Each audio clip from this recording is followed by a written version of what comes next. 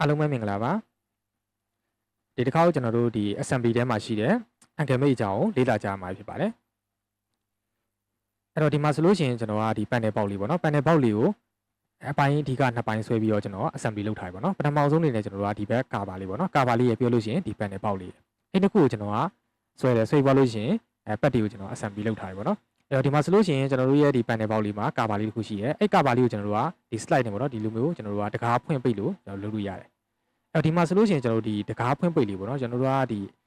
assembly ထဲမှာရှိတဲ့ကျွန်တော်တို့ angle mate ကိုအတုံးမပြုတ်ထားရတာဖြစ်တဲ့အတွက်ကျွန်တော်တို့ဒီတကားလေးကိုတစ်ချက်ဖွင့်ပိတ်လုပ်ကြည့်အောင်နော်အဲ့တော့ဒီမျက်နှာပြင်လေးကိုကျွန်တော်ကဒီနားထောင်းလေးပေါ့နော်ထောင်းလေးကနေပြီးတော့ကျွန်တော်ကင်ပြီးတော့ဒီဘက်ကိုဆွဲပြီးတော့ပိတ်ကြည့်အောင်အဲ့တော့ပိတ်လိုက်ပြီဆိုလို့ရှိရင်ကျွန်တော်ရဲ့ဒီကာပါပေါ့နော်ဒီ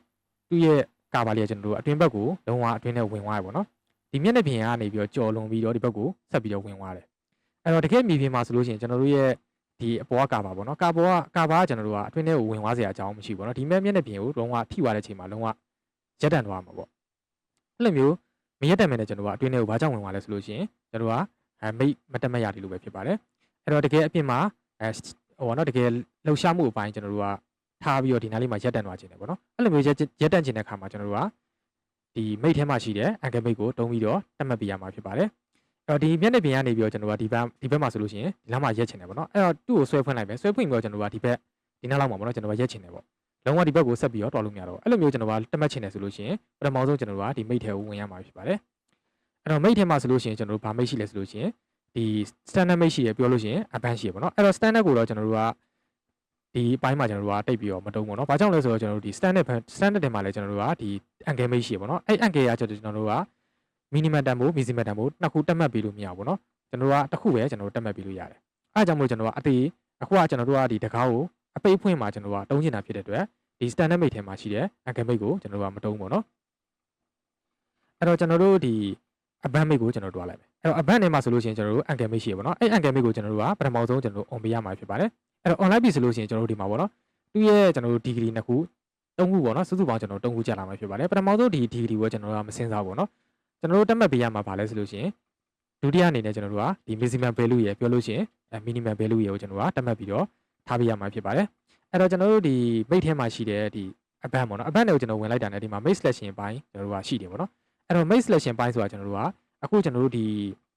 ီတကားချက်ရကျွန်တော်ဒီမျက်နှာပြင်တစ်ခုကိုကျွန်တော်တို့ကထားမယ်ဆိုပါဆိုဒါဆိုလို့ရှိရင်ကျွန်တော်တို့ရဲ့အခုဒီမျက်နှာပြင်ပေါ့နော်ဒီမျက်နှာပြင်ရပြောလို့ရှိရင်ဒီမျက်နှာပြင်ရကျွန်တော်တို့ကဘယ်လောက် degree နဲ့ကျွန်တော်တို့ကထားခြင်းတယ်ပေါ့နော်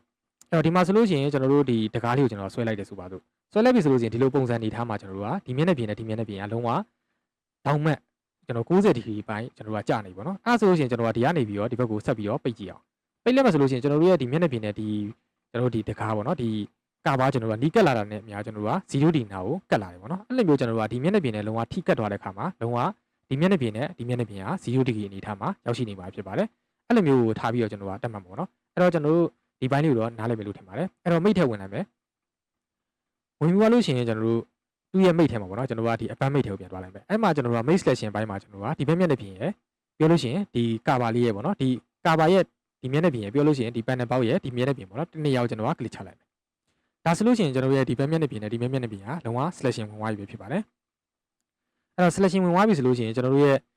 degree ကိုတွားပြီးတော့ on ပေးမယ်ပေါ့နော်အဲ့တော့ online ပြီဆိုလို့ရှိရင်ကျွန်တော်တို့မှာပထမဆုံးကျွန်တော်ပြောခဲ့လို့ပေါ့နော်ဒီမှာ degree နှစ်ခုရှိရယ် minimum တန်ဖိုးရယ် maximum တန်ဖိုးရယ်ကျွန်တော်ကတက်မှတ်ပေးရမှာဖြစ်ပါတယ်အဲ့တော့ maximum တန်ဖိုးကကျွန်တော်တို့ကဒီကနေပြီးတော့ကျွန်တော်လာတယ်ဆိုလို့ရှိရင်ဒီဘက်မျက်နှာပြင်ပေါ့နော်ဒီကနေပြီးတော့ကျွန်တော်တို့တဒန်းနဲ့ကြာရောက်တဲ့အခါမှာကျွန်တော်က180 degree ရှိမှာပေါ့နော်အဲ့တော့180 degree မှာကျွန်တော်ရက်ချင်တယ်ဆိုပါစို့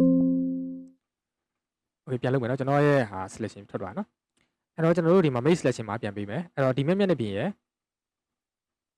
ပြောလို့ရှိရင်ဒီဘက်မျက်နှာပြင်ပေါ့နော်အဲ့မျက်နှာပြင်တစ်ခုကိုကျွန်တော်က selection ပေးလိုက်မယ်ပြောလို့ရှိရင်ဒီမှာ angle mate မှာပေါ့နော် angle mate မှာကျွန်တော်ကပထမဆုံးအနေနဲ့ဒီ degree တန်ဖိုးကိုကျွန်တော်ကအများဆုံးတန်ဖိုး180 degree ပေးလိုက်မှာဖြစ်ပါတယ်အဲ့တော့180 degree ပေးလိုက်မယ်ပြောလို့ရှိရင်သူ့ကိုကျွန်တော်ကအ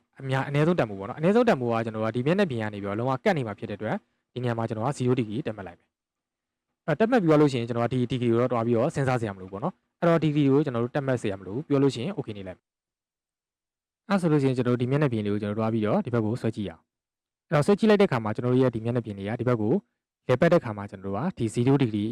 ဒီမျက်နှာပြင်ကနေပြီးတော့ဒီဘက်ကို0 degree အရောက်မှာကျွန်တော်တို့ကလုံးဝကျက်တဲ့ normal ဖြစ်ပါတယ်ဒီဘက်ကိုဆက်ပြီးတော့ကျွန်တော်တွားလို့မရတော့ဘူးเนาะ အဲ့တော့ဒီဘက်ကိုကျွန်တော်ဆွဲကြည့်မယ်ဆိုလို့ရှိရင်လေဒီကနေပြီးတော့ဒီမျက်နှာပြင်ကနေပြီးတော့ဒီဘက်180กว่าမှာလုံးဝရပ်တန့်သွားပြီဖြစ်ပါတယ်အဲ့လိုမျိုးကျွန်တော်တို့ကလုံးဝကန့်တက်လိုက်တာပေါ့နော်ဒီဂရီကိုကျွန်တော်တို့ကကန့်တက်ပြီးတော့တုံးကျင်တဲ့ခါလေးမှာဒီမိတ်ထဲမှာရှိတဲ့အန်ကယ်မိတ်ကိုတုံးပြရမှာဖြစ်ပါတယ်ဒီလောက်ဆိုလို့ရှိရင်တော့ကျွန်တော်တင်ငန်းစာလေးကိုနားလည်မယ်လို့ထင်ပါတယ်လိုက်ပြီးတော့ကျွန်တော်လေ့ကြည့်ကြည့်မယ်နော်